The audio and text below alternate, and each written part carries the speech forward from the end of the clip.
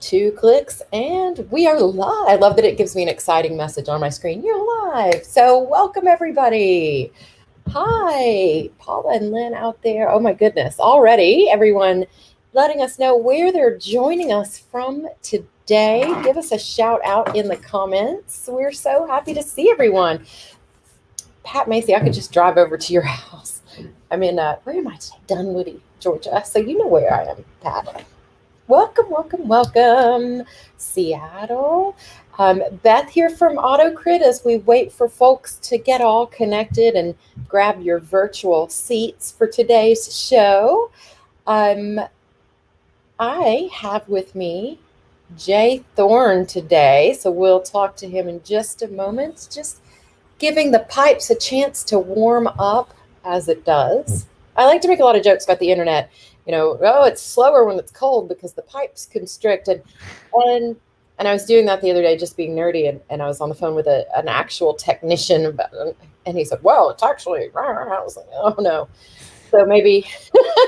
Like, it's just a joke, just making a joke. It was just making it funny. And he's like, that's not funny. Well, I thought it was.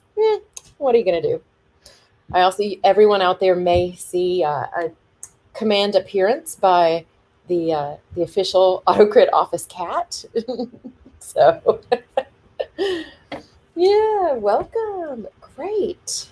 Good job. I feel like something's happening. Here we go. All right, I'm just going to get my banners teed up and ready. I say, we've got peeps joined. If you're watching live, let us know. Woo! Yes, Stephanie, just for you, office cat.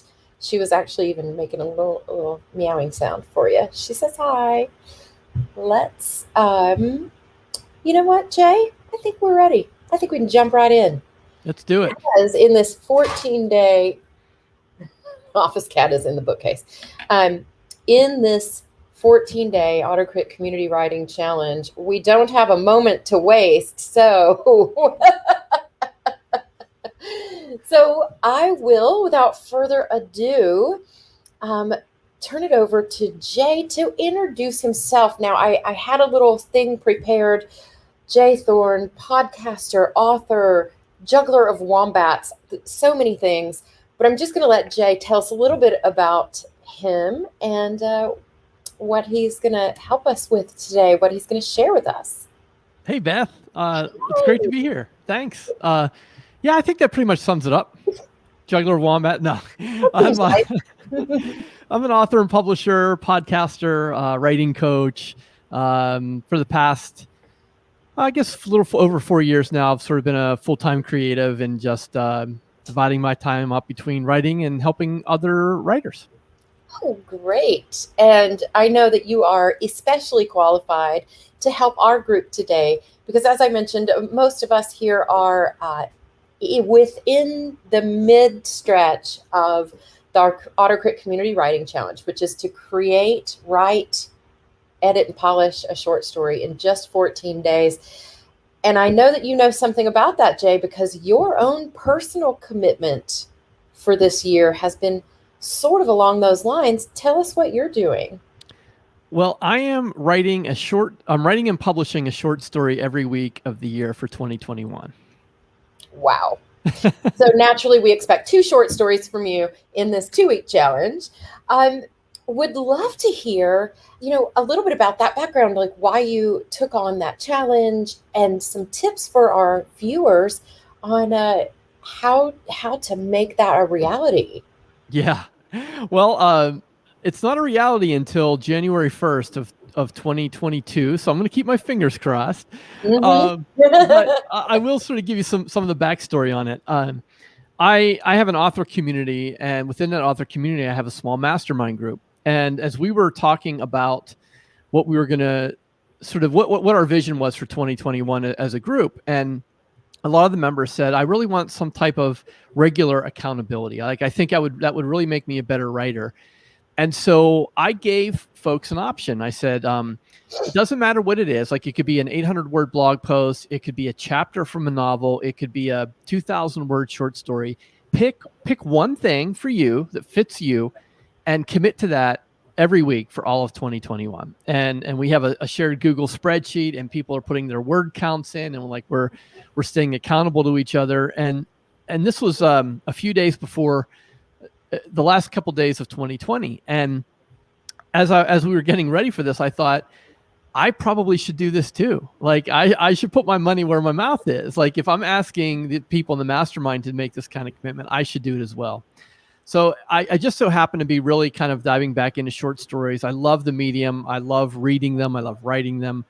And I remember hearing a few years ago that at a commencement speech or somewhere, Ray Bradbury said something to the effect that if you write a short story every week for an entire year, you're guaranteed to have at least a couple good ones. like I think his point was like if you're that committed and you show up and you do it every week, like you can't help but get better at it. And I thought, well, that's what I'm going to do. I'm going to write a short story a week. I'm going to aim for 2,000, 2,500 words roughly, but I'm going to write a new short story every week. And so that's the backstory on it. Wonderful. And you mentioned 2,000, 2,500 words per week.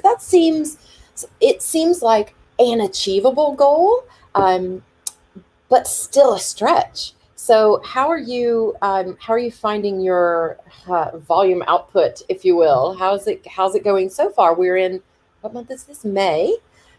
How's it been going? It's been a challenge. I've written 25 or 30 novels. Like I kind of know what I'm doing, and I figured, well, I could, when I'm writing a novel, I could come up with, 2,500, 3,000 words a day routinely. I mean, this is what I do. This is my full-time job. So I have the time, that's something I can do. But short stories are different because you're recreating the world, the characters, and the setting every single week, like every single piece. Whereas in a novel, you're just sort of building on what you've already established. So where it's really challenged me is not so much in the word count. It is this idea that I've got to generate a lot of ideas for stories. Wow. And I think what you folks might know now in the midst of this challenge is I think that's the old Mark Twain quote, which is, I would have written you a shorter letter, but I didn't have the time. Like, it's hard. I think it's really hard to tell a good story in a confined word count limit or page limit. You have to be really succinct. You have to get right to the point. Whereas with a novel, you can kind of sort of, you can flounder around a little bit. You can go in different directions, and you have the story real estate. Not in a short story. Like in a short story, you got to get right into it and you got to wrap it up. And so I think having that mindset has been the biggest challenge. I'm up to it so far. I've been enjoying it, but it's not easy. Are there techniques or practices that you've put in place for yourself that really help you manage that, I want to say, meandering and wandering about to keep yourself focused? How do you accomplish this? Well, there's sort of two answers to that question. The idea generation one, I have no answer for that. That's what we get at cocktail parties all the time, right? People come up to us and they find out we're writers and they go, oh my goodness, I've got this greatest idea for you. And you're like, no, thanks. So many. I don't need any more ideas. If you're going to write it for me, I'll take that. But I don't need any more ideas. So I think the idea thing, is naturally where a lot of us thrive. We have ideas in the shower and playing with the cat and walking down the street. And so for me, I keep them, I have a little notebook, I have a little app on my phone. If I get an idea, it could be a character, it could be a setting, a situation. I just capture it. And then I come back and I sort of look at all my random notes and I go, that one is really grabbed me right now. I'll go with that. So that's as close as I have to a system for ideas. And I think for everyone, it's pretty different. Now, once I have the idea and once I'm starting to write, I'm very much a systems guy. So I take, the 3-story method, which is a story methodology book that I wrote, and I take the basic principles of that, which are the 3 C's, and I make sure that every short story has the 3 C's, and they're incredibly simple, right? It's a story is a beginning and a middle and an end. And if you ask a kindergartner what a story is or what a story has, that's what they're going to say. Like I think there's a tendency to overcomplicate story methodology, and it's not that complicated. So what I've done is I've sort of taken these terms for beginning, middle, and end to kind of frame them from an author's perspective. So the first one is conflict. What is the conflict that starts the story? If there is no initial conflict or an inciting incident you might hear in movie terms, then there's no beginning to a story. There has to be some event or circumstance that pushes the protagonist out of his or her normal routine or normal life. So that's the conflict. That's the first C. The second C is the choice. It's the most important one, and it's the one that most writers struggle with. Your protagonist must be active in the scene. He or she must make a choice. Now, they don't always have to be high stakes, life or death choices, but they have to do something instead of having things happen to them. So that's the choice. And then you can probably guess the consequence is the natural result of said choice. So those are the three things that you got to have in every story, whether it's a knock-knock joke, a short story, or a novel. You have to have those three C's. So when I sit down to do my short stories, whether I plan them out ahead of time or I write them first, either way, it doesn't matter. When I start revising, I'm looking for, do I have those three C's, and are they as strong as they can be? And if I answer those questions, I'm 95% of the time I'm in good shape. That is terrific. So for anyone following along, I have put a banner up below us, The 3-Story Method, Foundations of Fiction. This is one of Jay's books available online or at your favorite bookstore. So check that out. And as he mentions that those three C's, which I loved, when you started the story, you said a story has three things. I call them the three C's. And then you said three things that didn't start with C. And I thought, this is going to be interesting. Let's see how he puts this in a framework. I loved that. And you're exactly right. Having those three items really propels you through short stories, long novels, epics, whatever it is. You got to have those points. So check out Jay's book, The 3-Story Method, Foundations of Fiction. Now, you mentioned that when you're kind of going back and editing and revising and polishing that up before you publish, you're looking for those three C's, which makes total sense. What other kinds of things do you look for? What's your process for editing a short story in a very short amount of time? As I know our viewers are in the midst of that right now. Yeah, this is definitely one of the challenges of the short story. So the other thing that I'm looking for, either in revisions or in first drafting, is I'm looking for some type of reveal or a twist.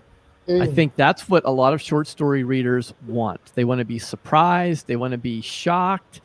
I mean, this is not a hard and fast rule, but I think generally speaking, that's the punch of a short story, is that like, oh my goodness. Or you finish a short story and you get to the end and you go, wait a minute, and you go back and reread it and you say, oh, right. Now I see what he or she did, right? So I think in revision, what's really important to do is to think about what is the opposite of obvious, right? And I learned this from J.D. Barker, my co-host at Writers Inc., who has pushed me in different ways to write multiple items. So, for example, I wrote a short story for him, and I gave it to him, and he's like, "Yeah, that ending is so predictable." He's like, "I saw that coming a mile away." So I was like, "Okay, well, what should I do?" And he's like, "Well, write it 5 different ways." And I was like, "What?" He's like, "Just write 5 different endings." So I went back, and like the first one was the most obvious, and then the second one was kind of predictable, and then the third one I was like, "Wow, this is really hard." And by the 5th one, I came up with something that I was like, "Oh, that was awesome." Like, but it wasn't until I pushed myself to go that far that sort of gold revealed itself to me. So I think one of the challenges we face is to just write the first thing we come up with and not consider it. And the problem with that is that we have all been fans of story and studying story our whole lives. So if you just go with what comes to you first, you're probably pulling from something right on the surface, a television show you saw, a book that you read. It's not that it's wrong, but it's not going to surprise a reader. So I think whether you do that for beginnings, whether you do that for endings, for a twist, but writing multiple things and then deciding on one is a great approach for that. I love that. And it calls to mind a conversation that we had with you before, which, by the way, for our AutoCrit members, our previous long form interview with J Thorn is available in our members only community at community.autocrit.com. You can see a lot more from Jay as we've spoken with him in the past. And one of the things that you mentioned in our earlier conversation is to throw away like the first 3 ideas you come up with of how to solve a problem or resolve a scene or resolve a conflict. And it feels like this, writing five endings is a broader version of that. So you can kind of really, I think, narrow it down even into the scene. Like, how does this play out? And, throwing away the first 2 or 3 and going with the later ideas that you get can help a question that we hear a lot, which is, how do I make my stories feel fresh and not, I've forgotten the word, contrived or mimicky or whatever it is. Formulaic, maybe, right? Formulaic, yes. Thank you. Yeah. Yes. So I love that tip. I think if anybody here is doing that, if you're noodling over how your short story will end, it'd be terrific to take a little time and use Jay's technique of writing a few different endings that are, quite different and seeing which one really does surprise and grab your reader. Because I agree with you, Jay. The idea that readers want to be surprised or shocked or have a twist or something in a very compact form, it's almost like mental junk food, right? It's just like, oh, it's a tasty little story and it's fun at the end, and yeah, that'd be great. And I'll tell you how you know when you've written enough. Like if you say, well, how many extra should I write? Here's how you know. When you're sitting there and you finish one and you go, that's it, I have no more ideas, you write one more. Oh, that's how you know. When you hit the wall and you go, I can't possibly come up with another idea, that's when you need to write one more. Office cat on the move. Sorry, everyone. Yeah, there we go. Good times. So I wanted to go back to those 3 C's that you mentioned: conflict, choice, consequence. And Lynn in the chat says, could you explain a little bit more about choice? Maybe some examples so we really understand what that means. Yes, definitely. And I'll lean on my friend and mentor, Sean Coyne of Story Grid for this. He has a great way of looking at the choice that you see in a scene or a story. He's sort of, and these are shades of gray, so they might sound somewhat similar, but I'll try and make a difference for you. He kind of frames choices as either the best bad choice or inevitable good. So the way that you think about that is best bad choice is you're damned if you do and you're damned if you don't, or between a rock and a hard place, where the 2 decisions look equally terrible, right? And that's a great way to frame, like, okay, what is the choice my character is going to make? Because let me get the other one. I'll explain why these are important. Irreconcilable goods, I think I called it something else there. Irreconcilable goods is if I do something that's going to benefit me, it's going to hurt you or other people. Ooh. Or vice versa. If I sacrifice myself, it's going to be for the betterment of somebody else or another group. So you can kind of see the dynamics that are at play here. And I'll tell you why this is important. If you write a choice for a character that is a complete no-brainer, it's completely obvious, the reader is not going to care. The reader is going to be completely disengaged. They're going to go, oh yeah, of course. Of course they're going to do that. So like an example, this is a classic action movie example, which is the hostage held at gunpoint, right? So like the 2 characters who are a team, they get split up and the villain gets one of them and they're in some dark basement somewhere and he's got a gun to the hostage's head and the other person has a gun and there's a standoff and like, well, what do? Do you like try and shoot the villain, but you might accidentally hit your friend, or do you let the villain get away? Like, and we've all seen those, right? And the trick is to come up with a really innovative way out of that situation. But what you really want to do And this gets to the core of the reading experience, is you want the reader to go, there's no way I'm putting this book or this short story down right now. I'm turning the page because I've got to find out what happens. And that's why the choice is so important. Is there a risk about having a choice from your character be unexpected versus incongruous or out of character, or just like, oh, this character would never do that? How would you handle that kind of situation? Yeah, that's a great question, and I think you would really need to know your character pretty well, because you're right. Like if you can't have your character make a decision that isn't consistent with who they are. Now, the flip side to that is, with a short story, you're not doing a ton of character development.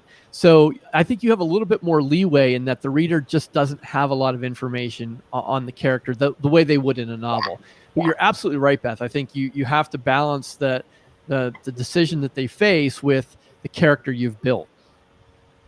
And I love the idea that, and we talk about this a lot, the idea that as the author, we will always know a lot more about our characters than we would ever reveal, because you don't want to just tell everybody everything. Like, here's my character bio. Like, that's not as interesting. So especially in the longer form writing, there's just so much ample, rich opportunity to have your character development happen in drips and drabs, and then they make a decision or a choice that is perhaps a little bit seems out of place, but it's because of something that you reveal later on.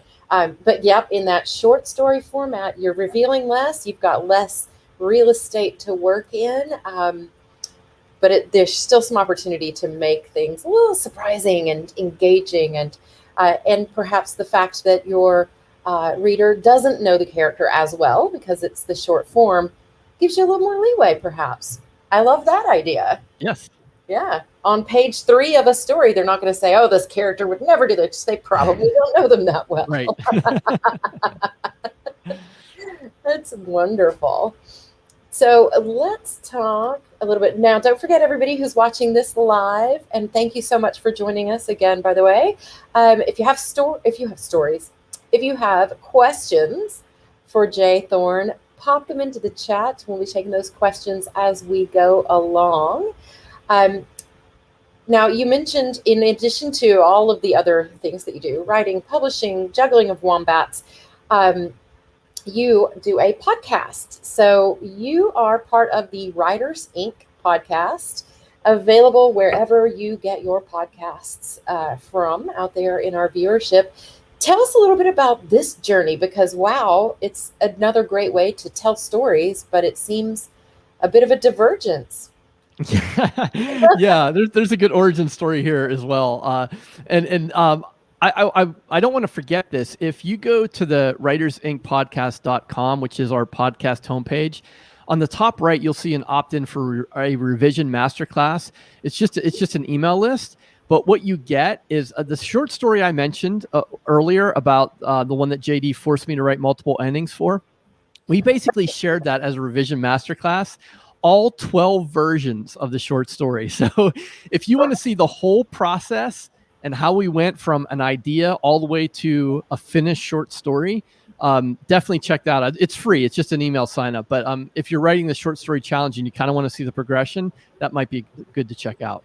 And just to make sure I have that, it's just writersinc.com. I better double check. Let's double check that. Yeah, I will provide that in the chat. It is writersincpodcast.com. Ah, got it. Okay. Yeah, and you'll see it on the top right. It says free, the revision masterclass. So.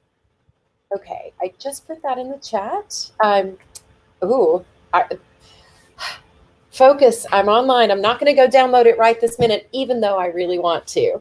So tell me, this podcast, how did this come to be? How did you branch out from writing and editing in the written form and publishing to something as audio-visual as a podcast? How did this happen? Yeah, well, the Writers Inc. podcast is probably my 10th or 11th podcast I've started since 2014. So I spent 23 years as a classroom teacher, and I started podcasting in 2014. And at some point this year, I'll pass 900 episodes of podcasting.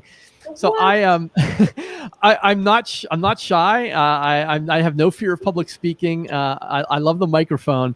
So I don't want people to think like, oh my goodness, he just like walked out from a cabin in the woods and just started this podcast. Like, no, it didn't quite work that way. But this that was going to be my plan. So yeah, right. So I have a little bit of practice at it. But this podcast idea really kind of came to me on the fly. Like I'm very opportunistic as opposed to goal oriented. I don't really like setting goals because I feel like I get tunnel vision and I inadvertently block out opportunity. So I was at Thriller Fest in 2019 in New York City. And I was just attending. I'm not a member of the Thriller Writers Association, but I love what they do. And I saw JD Barker there, and I'd never met him, but like we've moved in similar circles. He writes great horror and thriller and suspense. And so at one point I saw him. He was like walking to the elevator, and I like made a beeline and like went, "Hey JD, I'm J Thorn. How you doing?" And he was kind of like, "Oh hey, we'll take him back." And I was like, "Hey man, I got a great idea, and I said I'd love to tell you about it." He's like, "Okay, meet me for drinks in the hotel lobby after the program, and we'll talk." So I pitched this idea of doing a podcast, and because I knew I followed him, he was doing some Patreon stuff and some coaching, and I thought, yeah, this would be fun, like because and JD is much more established in the traditional publishing world. He's a hybrid author, so he's self-published, but he's also sold books. He's got an agent. And I thought, man, this would be great for us to do. And so I pitched it to him, and he said, no, absolutely not. Okay. Can we just have a moment and say that is like the perfect example of a short story that has a huge twist? And there you go. See that coming. You were all expecting me to say, he was like, yeah, great. Right. And he's like, no, he's like, it's interesting, but like, I have a ton of stuff going on, and and I was like, okay, cool. That's fine. And then, we had a few email exchanges later, and he was like, and then he emailed me something, and it was like, you know what? I really want to do more public speaking. I think maybe this would be good practice. And I was like, great. And so he kind of changed his mind. I wore him down a little bit. He changed his mind, and we settled on the interview format. And we do an intro and an outro, and then I handle all the interviews. And about 6 or 7 months ago, we brought Zach Bohannon in, who was my partner on the Horror Writers podcast and the Career Author podcast. And so now the three of us sort of host this, and we sandwich the interview in the middle. Now, speaking of interviews, I think you may have interviewed our very own Jocelyn from AutoCrit for Writers Inc. I have. No, I don't think her episode has aired yet. Oh, we're on the edge of our seats. But she is in the pipeline. Yeah, we have. We're booking about 1.5 years out at this point. It's a good problem to have. I'm not complaining. But we've certainly gotten some great high profile guests, and the word is out, and people really want to come on and talk to us. So it's excellent. But as you've noticed, we probably have 20 or 30 episodes recorded that haven't published yet. And then, like I said, about 1.5 years out for new guests. Wow. That is my dream, to be that far ahead in life. To have 20 or 30 finished of anything sitting in the backlog would be so terrific. Wouldn't that be wonderful? Yes. You have to do something to make time to write your short story every week. Yes. So let's pop over to the chat. We have a terrific question from Cheryl, and I'm just going to pull that onto the screen. Do you show your protagonists in their normal world in the beginning, or start at the inciting incident? So drop them right in. We like to talk about in medias res, or slow burn up to that. And I will have a follow-up of this. Do you vary this, whether it's a short story or a longer form novel? Oh, that just stole my thunder. I'm sorry. Oh no, I'm notorious for my spoiler alerts, and maybe that was one. So no, it's all good. It's all good. I think it depends. Cheryl. Like, some novels you start out with like some woman running down the street as explosions are firing behind her. You don't know what's going on, what's happening. Totally in media res. Other times you might take 4 chapters to set up your character, your world, the situation before you sort of turn it on its head. So I think it's highly dependent on the type of story you're telling, the format. I think a short story, I think you have to get in there a whole lot faster in a short story than you do a novel. But really, it's genre dependent. I think it's really important to know what are the expectations of your reader and make sure that you are honoring those. I love that, and having that fulfillment of the reader promise. If they pick up something that is touted as a thriller or touted as horror, it's got this horrific cover. And just to borrow from our friend Jeff Brown, like if people don't die in the first chapter, like it's not horror. So thinking about what you're promising to your reader, especially in that longer form where it's a novel on the bookcase or the Kindle, cover is there. You've got the cover art, you've got the blurb, you've got, kind of all that lead in, making that opening match that reader expectation and reinforce that reader expectation for what they'll see in the rest of the book, I think is such a great tip there. Yeah, if you're writing a murder mystery, you better have a dead body pretty much in chapter 1 or 2, right? Pretty fast. Now, it's interesting. We talked with Ali Mashadi yesterday, and the question of a prologue came up. And honestly, it's a very divisive, situation. You love them or you hate them. I am just going to let that one pass me by. But, sometimes thrillers and murder mysteries can use a prologue to set that up and have the murder be the prologue. And then you drop it right into kind of the thick of things as opening chapter 1. So, boy, lots of options. And I really think focusing on that reader promise and introducing it more quickly in the short story format. Because, as Jay said, you don't have a lot of time there. Not a lot of world building, not a lot of history. So that's right. Excellent. Let's check out Greg's question here. Do you recommend a particular POV for a short story? And writing one a week, I guess you're maybe mixing it all up and trying all sorts of different things. What's your experience been like, Jay? Yeah, I think the people on this call are going to want their money back because I'm going to answer every question with "it depends." It really does. I think there are certain circumstances where some POVs work better than others, and I've been forcing myself. I typically prefer to write in third person omniscient. That's what I default to. It's sort of what's easiest for me. So I think what I've been trying to do is to try and push myself and to vary it. And so this year I've written first person, I've written second person present tense, which is something I've never written before. Wow. And I think it really depends on what you're trying to accomplish. I mean, second person is really a challenge. At least it is for me, because you're speaking directly to the reader.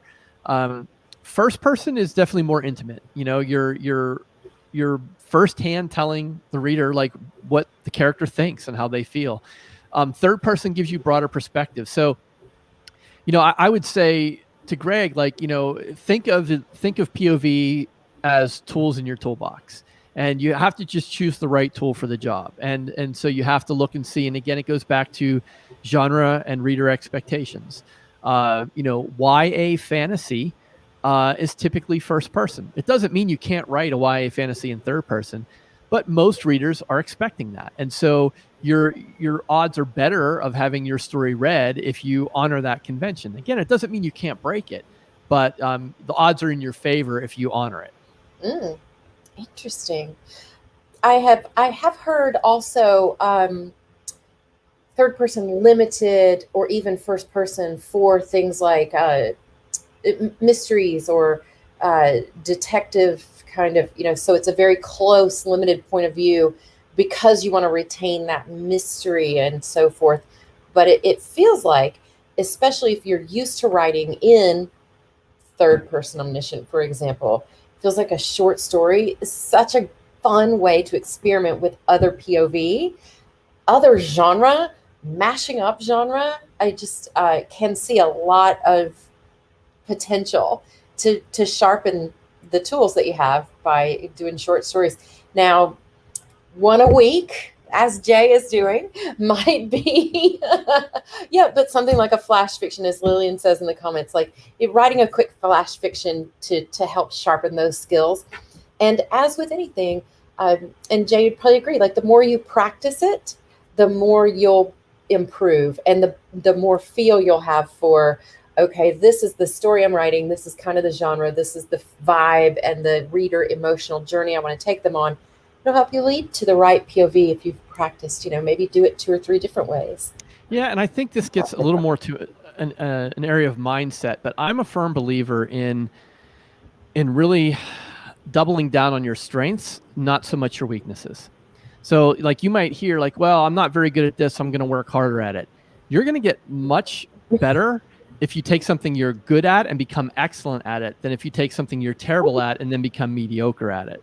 So I think by experimenting with different POVs, if you find out like, wow, I'm really good at first person. That seems to be what I'm good at. I like it. Readers are resonating with it. Then forget getting better at third person. Just get better at first person because you're already good at it. Yeah, I love it. I'm all for only doing things that I'm naturally good at. So you had me at get excellent at things you're already good at. I love this from Marina from the chat. If you have a first person POV, the reader's pretty certain from the start that the protagonist doesn't die.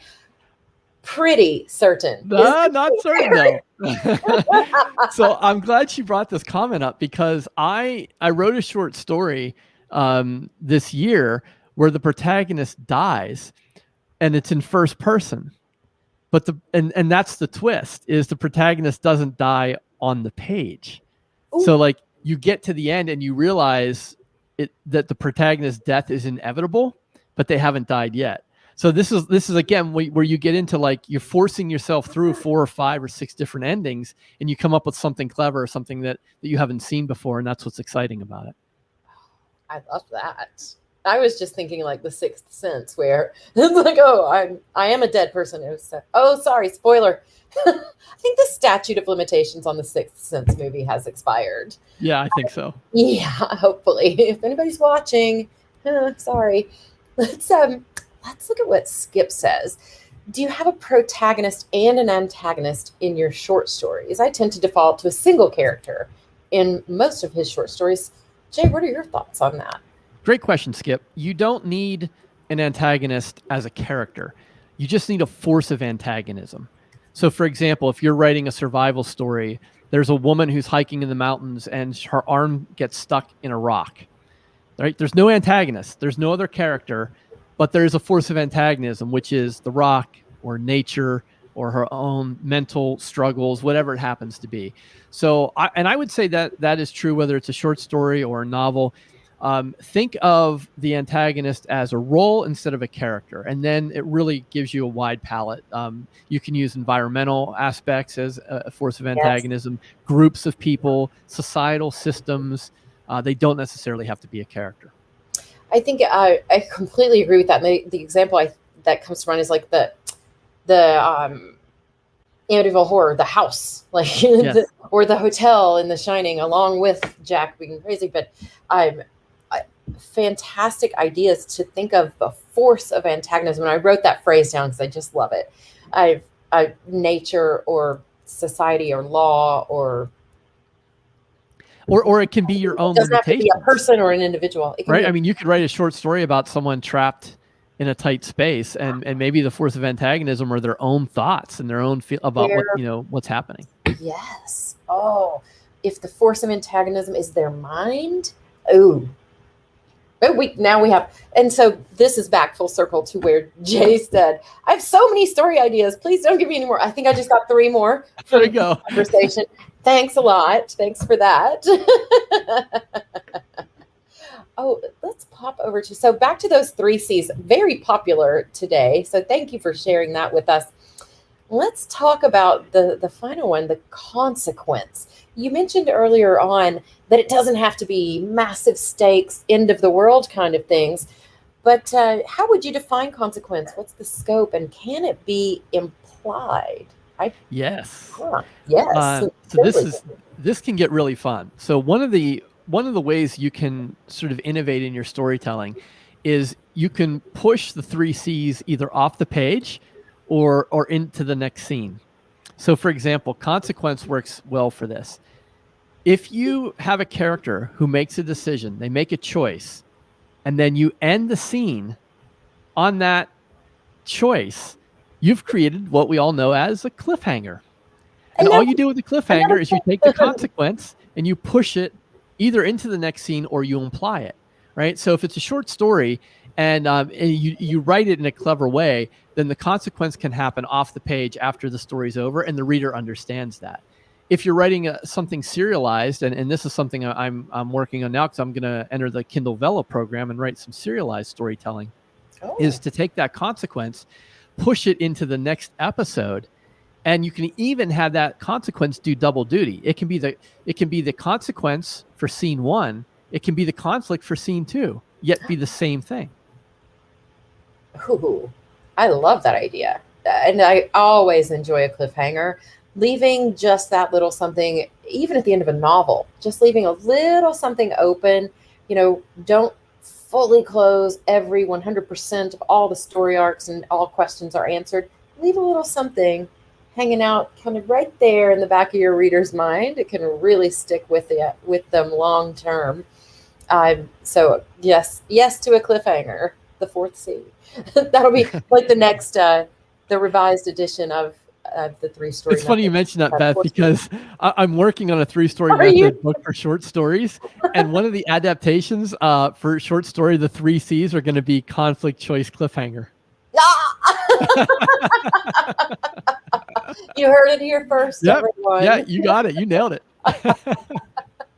Wonderful. Oh, so here's a question, a little bit different than what we've been talking about. And let's talk of characters and monsters, right? So if you're writing about a monster, and Jay, knowing that you have a broad history in horror writing, monster that's not in American folklore, how do you prevent coming off too explainy? No info dumps, no expositions. Yeah. This is more the showing than the telling. I think Black's question is an interesting one, because I think it is, as the author, you have to decide what you're trying to do. So if it's a monster that's in folklore, and the assumption here is that if it's an American audience and it's not an American folklore, that they're not going to know what it is. That's my interpretation of this. Maybe that's not how he intended it. But I would say that you want to use description rather than tell the reader what the monster is. You want to paint a picture based on their 5 senses.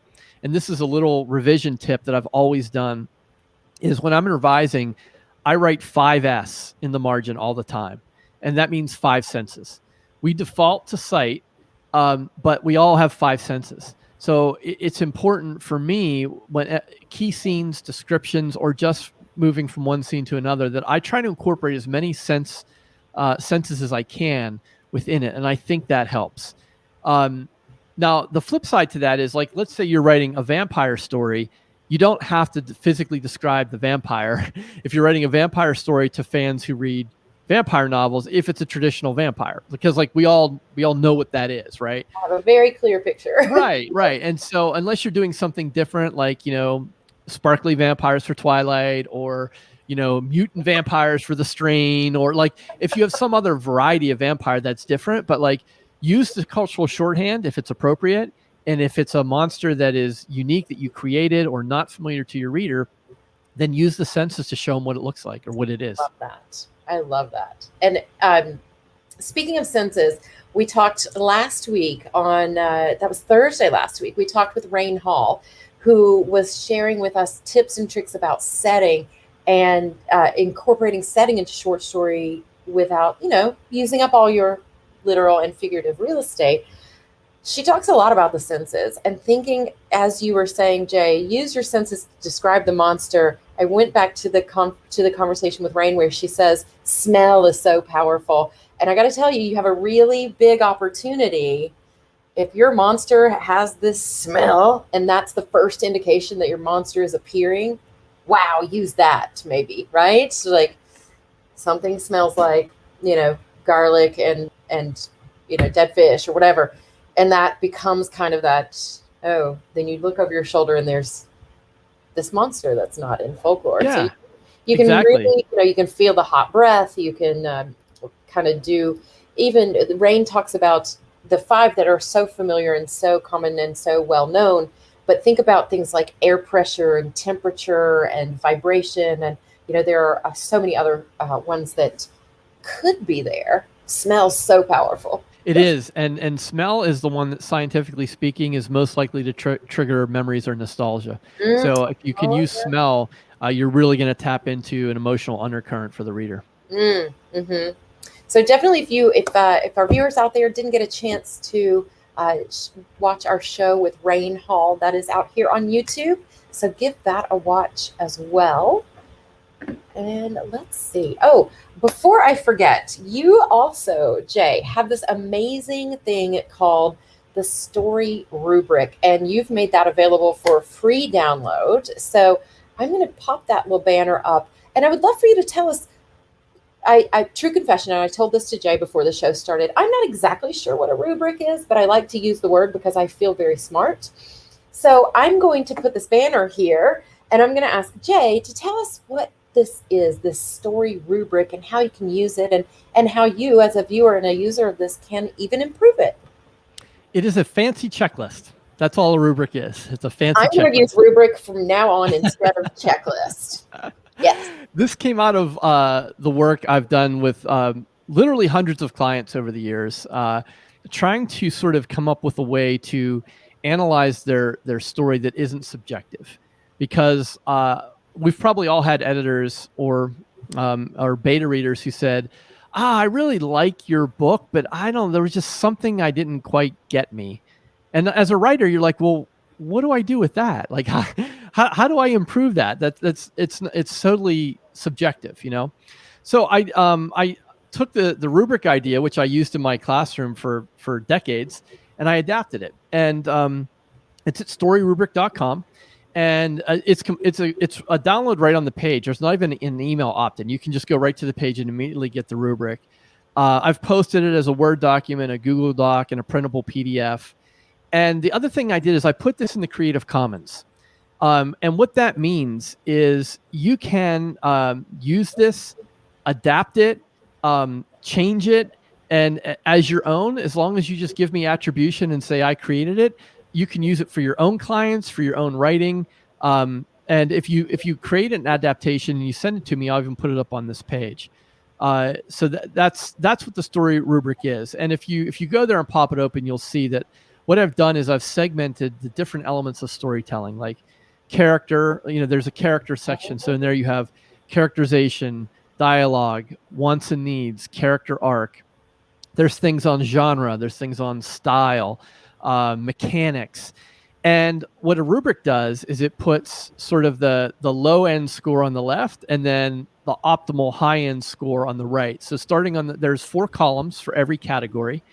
They're underdeveloped, fair, good, and excellent. And there's a short description that will help guide you. And so what you can do is you can kind of print this out, and you can hopefully objectively go back to your manuscript or your short story and say, okay, am I hitting the excellent column in all of these different areas? And if not, what can I do to improve it? So it's sort of a self-evaluation tool. And like I said, it came out of my client work. My clients absolutely loved it, and they're like, you have to share this. And that's what I did. And I made a companion one called the Nonfic Rubric, which is basically the same thing, but more tailored towards nonfiction. Oh, that is wonderful. By the way, I'm just gonna quickly, Jade, for you, I'm gonna show this. Look at that. Ah, thanks, Skip. What? Hard hands. That is fantastic. That's wonderful, Skip. Thank you for sharing that with us. I'm also taking a spin through and just making sure we're all caught up on anyone who has questions for Jay, or for me, but probably more interesting for Jay. Let's see. Scroll. I think mostly we are caught up. And look, I see people already saying, oh, I just downloaded the rubric. I just printed that out. Oh, the rubric is great. So wonderful. And if you There's an embedded Writers Inc. episode on that Story Rubric page where you can listen to us talking about it, and sort of, if you want more detail on like where it came from and how I use it, you can just listen to that episode and it'll give you a lot more information. I love that. And I just put the podcast name, Writers Inc., the INK. I love a good pun. So well done, sir. Tip of that. That's all JD there. So as we kind of approach the top of the hour here, the end of our time with Jay, do you have any last minute tips for our challengers who are working feverishly to complete writing and editing their short story? Any thoughts, parting wisdom, words of advice? I think there are some things in life that are not a mystery. If you wanna lose weight, you just eat less, or you exercise more. Like, I think we all sort of intuitively know that there are certain things that if we just do them, they're going to make a difference. So I would say for writing, the more you write, the better you're going to get. Like, it sounds so simple, and it's not sexy advice. It's not a hack. Like, it's not a like, but that's just like, that's how it is. If you just write more, you're going to get better. So my parting words of wisdom, for what they're worth, to you folks, is when this is over, pick another time in your life where you have the bandwidth and do it again yourself. Try and come up with another short story in 2 weeks or less, or maybe try and do it in 1 week and see if that changes anything for you. But do it again. And I think the more that you do something, the better you're going to get. I completely agree with that. Although that whole like eat less, exercise more, I don't need your hate speech, Jay. I don't need it. Sorry. I don't need it. How am I going to have a sexy headline with this one wild tip to become a better writer? And the tip is to write more. I completely agree. And the most valuable part of this challenge from my perspective is not necessarily, getting into the printed anthology that we're presenting as one of our prizes, or even winning one of the other wild prizes that we have. We have so many prizes available. The true value in this is that accountability and that discipline and the exercise of writing and polishing and getting the work done and giving time to yourself. We had a write-in on last Friday, just so folks can set aside time for themselves to be creative and do what they love and produce art, really. So I don't want to be cheesy and say the journey is its own reward, but since I did just say that, I guess I'll go with it. But having that opportunity to make yourself, make space for yourself, and hold yourself accountable and give yourself a bit of a challenge, right? Because at the start of our conversation today, I said, Jay, you're writing a short story every week. It's like 2,000, 2,500 words every week. Wow. That's it. I recently was reading a book that said, in order for a person to feel challenged and still motivated, a goal has to be 4% above your current peak capacity, something. Yes. Now that's math, and I don't do that. So just slightly out of reach, just a little harder than you think you can do.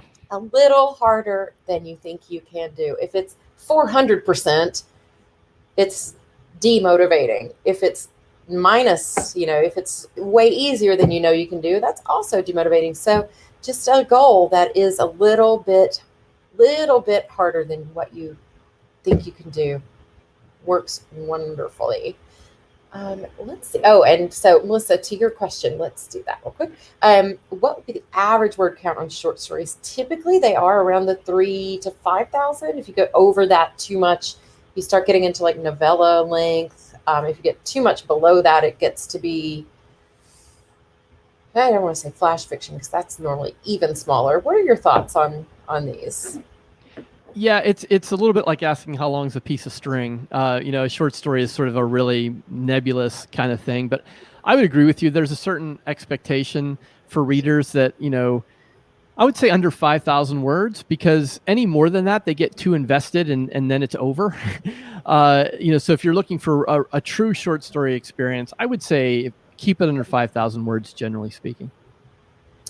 Fantastic. Oh, here's a great question from Jack. And then I think I've got one more after this one, and then we'll wrap it up. Jay, do you see anything different from writers you work with nowadays versus when you were in the classroom teaching? Yeah, Jack, it's a bit of a challenge for me to answer that because I taught middle school kids, high school kids, and then I even taught a few college courses. So it's a wide range.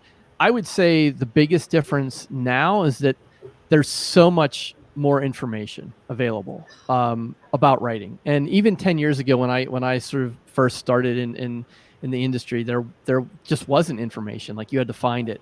Now the problem isn't finding it; it's finding the information that works for you, or finding the mentor or the guide or the coach that works for you. That's the challenge.